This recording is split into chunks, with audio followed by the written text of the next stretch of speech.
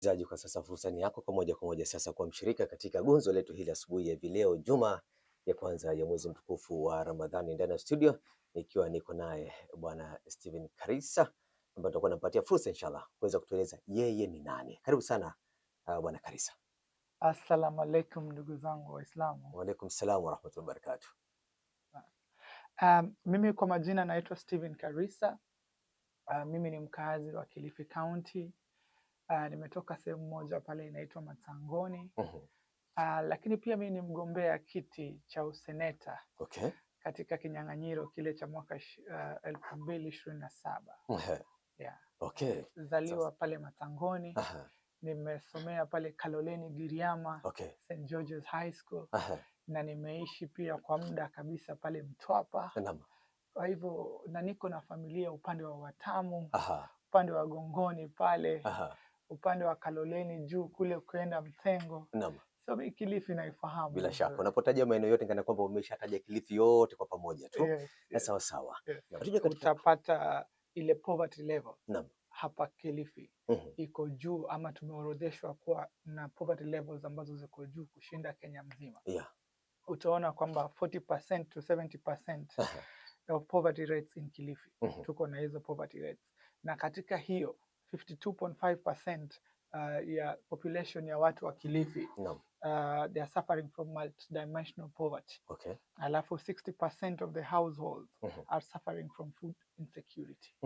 Hiyo ni statistics mbaya sana. Yes. Sasa tunafaa sisi kama viongozi tuchukue mkondo mpya. Ndio maana nimesema mimi nichukue hii nafasi ya useneta kwa sababu ile ni nafasi ya kipekee ya kutetea rasilimali za watu wa Kilifi, kuhakikisha mambo kama haya hayaonekani tena huko mbeleni. Mkondo mpya wa kisiasa.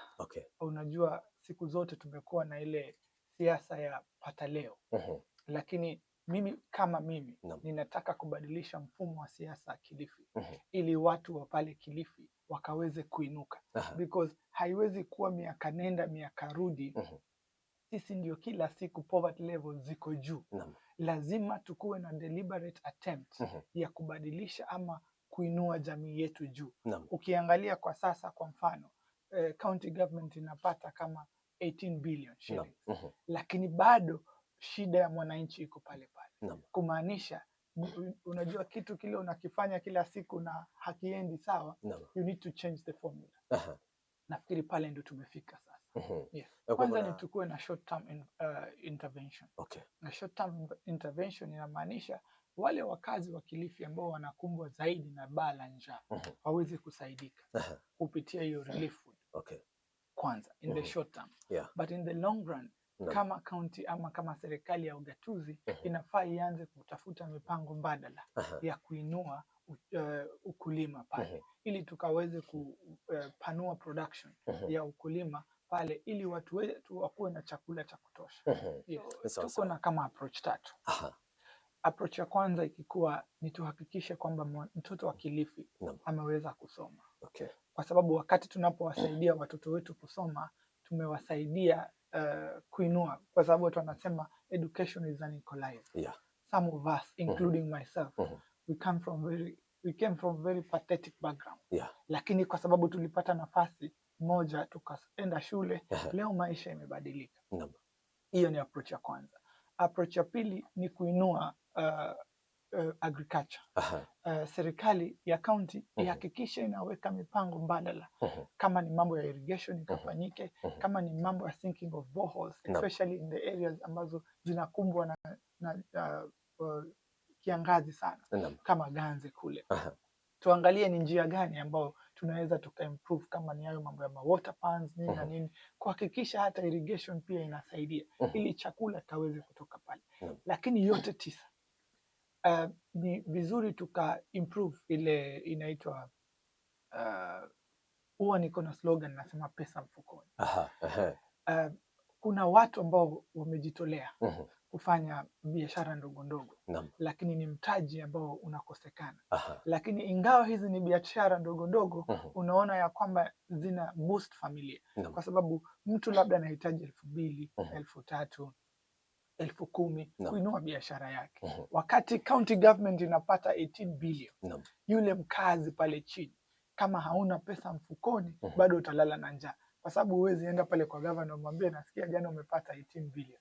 Kwa hivyo mimi nataka 5,000. Kwa hivyo ni lazima tutafute njia ya kuinua wamama wetu, kwa sababu wakati hali inapokuwa ngumu katika familia, kina mama ndio wanaoteseka. Kwa hivyo ndio maana katika mipangilio yangu nimeangalia sana mambo ya wamama, mambo ya table banking ya wamama, ili wakakuwe na fedha ambayo haina interest, haina restrictions mingi. Ukifika pale wewe unapata pesa, kama ni 5,000 ni 10,000. Wale wamama wa biashara ndogo ndogo, sio mtu ambaye hayuko kwa biashara, kwa sababu hapo pia itakuwa ni wastage of money. Lakini ile pesa kidogo kidogo, huyu akishachukua, yeye anauza samaki, anahitaji 3,000, anaenda bandarini anachukua samaki, ni mfano tu. Yule anachoma viazi, yule anafanya hivi, yule anauza mboga pale. Hivyo ndio tutainua jamii. Kwanza resources zile zinazokuja pale Kilifi, tunapata, naweza sema tunapata mgao mzuri. Kwa sababu ukiangalia kama ni 18 billion times 5, it is a lot of money. From the time ambao devolution imeanza mpaka leo, we need to have seen tangible progress. Hiyo ni pesa mingi sana tumepata. Lakini kwa sababu hatupati hiyo fedha, ni kwa sababu kuna utepetevu ama kuna ufujaji wa hizi rasilimali wakati zinapokuja, hasa kwa sababu ule uongozi wa seneta sasa hivi pale umefail kupitia mambo ya oversight, kuhakikisha ile pesa ambayo inakuja pale inatumika vizuri, inatumika kwa miradi. Na ndio hii shida ambayo unaona tunapata saa hivi leo, ndio poverty levels zinakuwa juu, na pia hali yetu inazidi kuzorota. Ndio tunasema ni lazima tukuwe na robust oversight. Tunahakikisha kwamba ile miradi ambayo inatengenezwa ama inawekezewa ni miradi ambayo iko deliberately to improve the lives of the local people. Na mimi sasa kama seneta nitakuwa na njia 3 mbadala ya kuhakikisha kwamba ninahakikisha oversight imeenda vizuri. Kwanza, ninaangalia mswada ule wa budget, ile budget proposal, kabla iende county assembly for approval. Nihakikishe kwamba ile miradi tumewekeza kisawasawa, ama tumefanya mipangilio kisawasawa. Nihakikishe kwamba ama naongea na governor, maana jukumu langu ni ushauri. Lakini pia kusimama kidete, kuhakikisha watu wetu wa Kilifi wanapata ile inayohitajika. So nahakikisha iko mgao mzuri ambao unasimamia mambo ya madawa. Iko budget mzuri ambayo inahakikisha kuwa hospitali zetu zinapata vifaa vya kisasa. Lakini pia ile miradi wakati imetengenezwa, kuna shida kidogo, maana ile fedha ikiwekezwa mpaka ule mradi ukamilike ndio uweze kumfaidi mwananchi. Lakini utapata mara nyingi miradi mingine inaanzishwa lakini haifiki kikomo.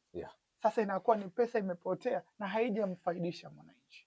Kwa hivyo pia nitahakikisha tunaangalia ni kwa jinsi gani tutazuia hii mambo ya miradi kuanzishwa na kukua stuck hapo katikati. Lakini pia zaidi ile miradi inapofanywa, saa ingine pia unapata wanabiashara wanalalamika na mambo ya pending bills na nini na nini. Ndio ninajaribu kuchunguza sheria saa hivi nikifanya research na utafiti kama tunaweza fanya capping. Capping ni kwamba kama county government imepata let's say 18 billion. This is an example. How much is our threshold ambayo inaenda kwa recurrent expenditure? Na how much inaenda kwa development project? Kama hii ndio mgao tumeelewana unaenda kwa recurrent budget, then there is no need for us to over budget. Because ile shida ninaiona saa hivi, ile pending bill saa hivi imekuwa kubwa sana.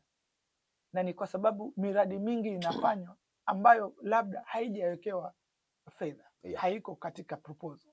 Ndio maana unapata ile fedha inapokuja haitoshi kulipa kila mtu. Lakini tukianza kufanya kazi, ikikuwa tuko na 10 billion for example, ama 5 billion ndio tumesema hizi ndio zitaenda kwa uwekezaji wa miradi. We stick to this. Tunasema 200 million ama 100 million ama 50 million ya mradi huu. So wakati ile pesa inakuja strictly for this project. Nafikiri hapo tutakuwa tumesaidia. kwa sababu hata hawa wanakandarasi wanaanzisha miradi. Lakini wakiona frustration umefanya ulipwi nini, wanaiacha ile miradi pale katikati, ambapo sasa ile inakuwa ni pesa imepotea, haimfaidi mwananchi wa Kilifi. Ndio maana hata umeona juzi governor amesema ile miradi yote ambayo ilikuwa stuck amefutilia mbali ili ikaweze kupewa, ama zile kandarasi zimefutiliwa mbali ili zikaweze kupewa wanakandarasi wengine wakazimalizie. Sasa utapata hii ni miradi imekaa kwa muda mrefu, ambayo hiyo ni fedha ambayo ingesaidia mtu wa Kilifi. Kwa hivyo vitu kama hivyo kwa uongozi wangu havitawahi.